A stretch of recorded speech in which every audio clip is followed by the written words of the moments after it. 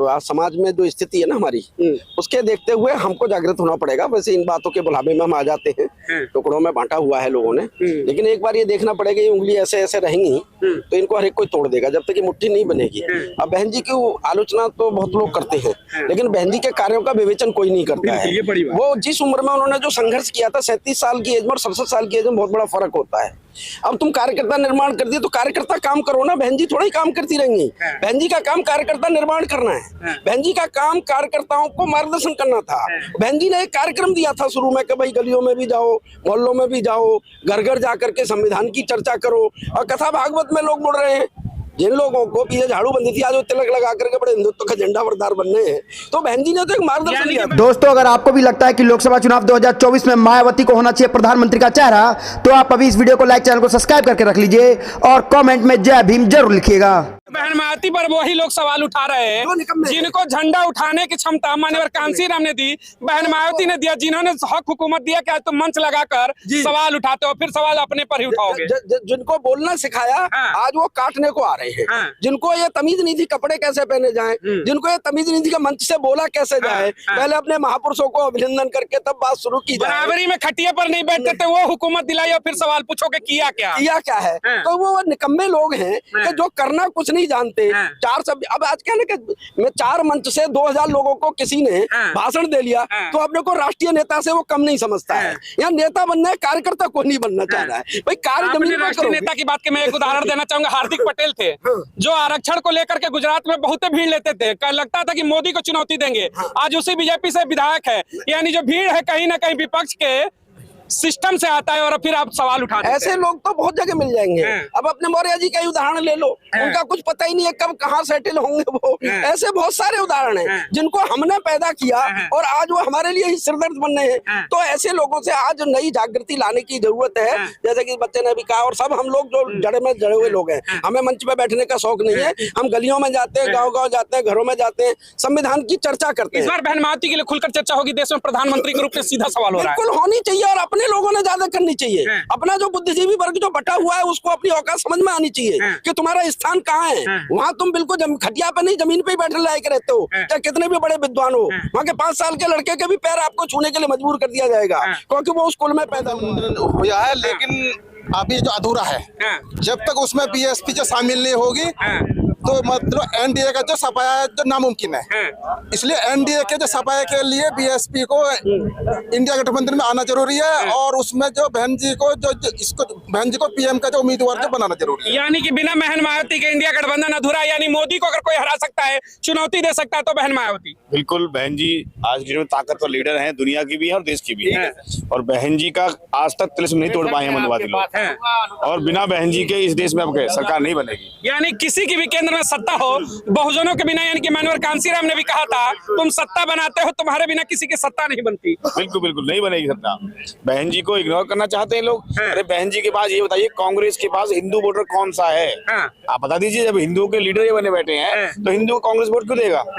उनके लीडर मोदी जी हो गए। लेकिन बहन जी पूरे भारत के बहुजन समाज, पिछड़ा समाज और मुस्लिम समाज की बहुत बड़ी लीडर है।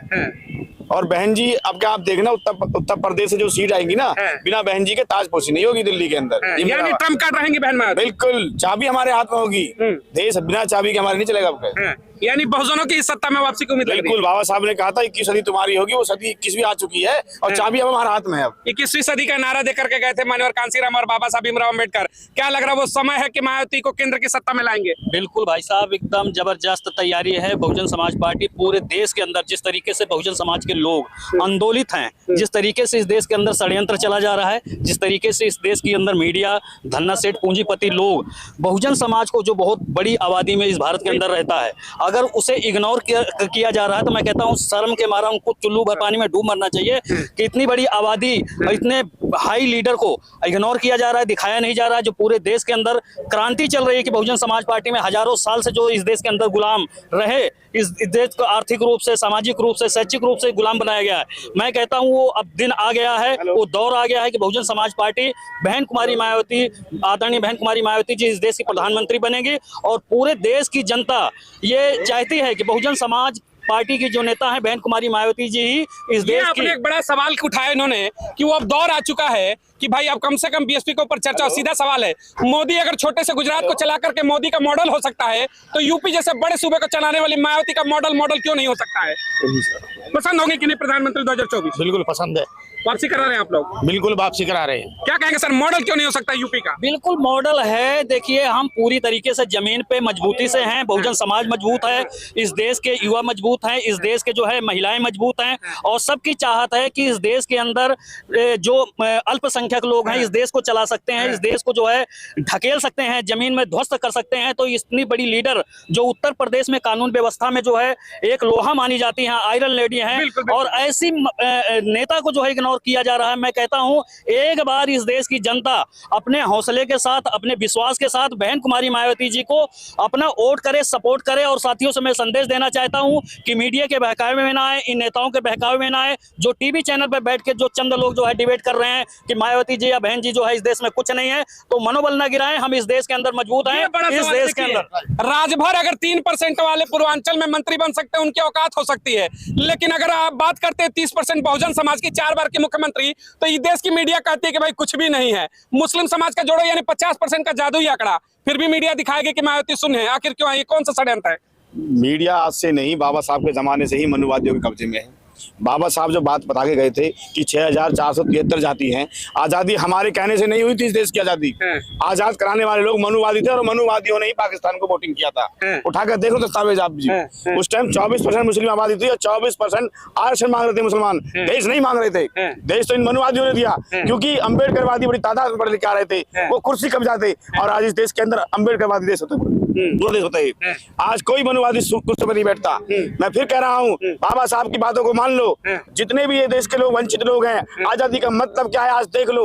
ये लोग सरकारी तंत्र में बैठकर क्या क्या ड्रामा कर रहे हैं, कभी अम्बेडकरवादियों को बदनाम कर रहे हैं, कभी मुस्लिम समाज को बदनाम कर रहे हैं, और जो पिछड़ा समाज है उसको तो इन्होंने अंधा कर दिया है। मेरी उनसे भी अपील है कि जाग जाओ। कोई अम्बेडकरवादी आपको बार बार कह रहा है, फिर भी आप नहीं समझ रहे। आप बाबा साहब की बातों को समझो। ये पिछड़े वर्ग के लोग जिस दिन समझ जाएंगे, ये अब मनुवादी इस देश में ही नहीं रहेंगे। देश के लिए और समाज के लिए इस मायावती जी ने जितना किया, पूरा जीवन काल दे दिया। अब इस समाज का भी मौका है कि रिटर्न गिफ्ट दे और देश की गद्दी पर बैठा है प्रधानमंत्री के रूप में। अभी आपने एक बात कही कि सारे मीडिया जो बहन जी को जो भ्रमित करना चाह रहे हैं, मीडिया को बहन जी से परेशानी है, मीडिया को लालू से परेशानी नहीं, मीडिया को जो अखिलेश से परेशानी नहीं, मीडिया को अरविंद जो केजरीवाल से परेशानी नहीं, मीडिया को ममता बनर्जी से परेशानी नहीं है। क्यों? ये सारे का मनुवादी है, चाहे वो ओबीसी है, लेकिन वो मंदिरों में वो क्या आरती चलाते हैं। लेकिन आपने देखिए बड़ा सवाल उठाया कि देश के अंदर भाई लालू यादव के ऊपर चर्चा हो सकती है कि प्रधानमंत्री हो सकते हैं, माननीय स्वर्गीय मुलायम सिंह यादव पर चर्चा होती थी कि प्रधानमंत्री हो सकते हैं, ममता बनर्जी हो सकती है, यानी कि राहुल गांधी हो सकते हैं, मोदी हो सकते हैं, हर कोई हो सकता है, लेकिन मायावती नहीं हो सकती। भाई दलित है, पेट में दर्द होगा। इसका एक ही कारण है, क्योंकि बहन जी अम्बेडकरवादी है, और अम्बेडकरवादियों से इनके पेट में दर्द होता है। ये 100 बातों की, यानी कि डर लगता है संविधान से। हाँ जी, ये भी है। संविधान से डर है। सब कुछ होगा देश में, लेकिन संविधान की बात मत करो। सच को इग्नोर किया जा सकता है, छुपाया नहीं जा सकता। ये जो प्रकृति की जो सच्चाई है, आप वो देख रहे हैं उसको। ये जो 400 पार की बात कर रहे हैं, वो मुझे लग रहा है 40 पार भी नहीं हो पाएंगे। और ये अपने कैंडिडेट तय नहीं कर पा रहे हैं, सांसद के कैंडिडेट तय नहीं कर पा रहे हैं। उनमें ये खलबली है कि हम जैसे ही कोड ऑफ कंडक्ट लागू करेंगे देश में, कहीं ऐसा ना हो कि वो सारे लोग जो हम पैसे से खरीद रहे हैं वो छोड़ के हमें भाग जाएं। उनमें इतनी खलबली क्यों है? वो अपनी लिस्ट को पूरी तरह से लागू क्यों नहीं कर रहे हैं, और क्यों नहीं उसको एक्सपोज कर रहे हैं कि भाई हमारे ये प्रत्याशी होंगे? क्यों ऐसे इस तरह के दाव चला रहे हैं? तो वो पब्लिक जान रही है, झूठ ज्यादा दिन प्रचारित करके कुछ दिन के लिए रख सकते हो, पर सत्य को छुपाया नहीं जा सकता। सवाल है, देखिए दलित मुस्लिम समाज की बात करते हैं, बड़ी आबादी है। क्या लग रहा है 24 चुनाव में बहन मायावती के नेतृत्व में वोटिंग होगा इस बार खुल करके? बिल्कुल, डीएम फैक्टर अब के इनको एकदम नष्ट नाबूद कर देगा। और ये सोच रहे हैं कि हम इस डीएम फैक्टर को नल एंड वॉइड कर देंगे, तो ऐसा नहीं है। अब के दलित और मुस्लिम मन बना चुका है कि हमें क्या करना है, और ये हम 24 में दिखा देंगे। दोस्तों, अगर आपको भी लगता है कि लोकसभा चुनाव 2024 में मायावती को होना चाहिए प्रधानमंत्री का चेहरा, तो आप अभी इस वीडियो को लाइक, चैनल को सब्सक्राइब करके रख लीजिए और कमेंट में जय भीम जरूर लिखिएगा।